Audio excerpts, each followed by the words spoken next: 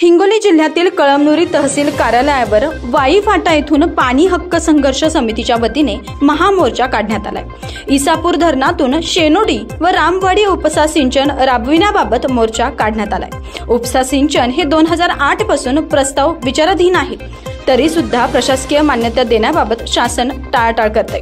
इसापूर धरणाच्या जलाशयातून तालुक्यातील शेनोडी या गावापासून शेनोडी व रामवाडी ही उपसा सिंचन योजना प्रस्तावित केली आहे, तरी शासन तालुक्यातील शेतकऱ्यांच्या हक्काचे पाणी इसापूर जलाशयातून नांदेड जिल्ह्याला वळविण्यात येत आहे। नांदेड जिल्ह्याला पाणी पुरवठा केला तर कळमनुरी तालुक्याचे वाळवंट व्हायला वेळ लागणार नाही। पाणी हक्क संघर्ष समितीचे असंख्य कार्यकर्ते पदाधिकारी यावेळी उपस्थित।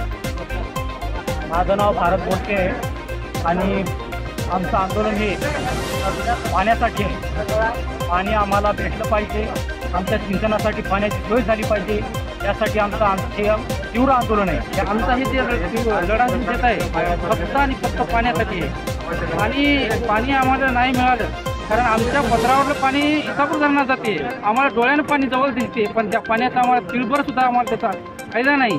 त्यासाठी एवढा तीव्र लढा जे आहे आमचा फक्त पाण्यासाठी आहे। पाणी आमच्याकडं फक्त एकच हंगाम येते आम्हाला, सोयाबीन, आणि ते पण सुद्धा एका पावसाने जाते। आम्हाला अक्षरशः आत्महत्या करायचं वेळ अशी येऊ शकते। आणि हे लढा पाण्यासाठीच असून जर शासनाने या आंदोलनात तेवढं दखल नाही घेतली, त्याच्यापेक्षा दुसरं आंदोलन आमचं 7 तारखेला रास्ता रोको मसलपाटी इथं आहे।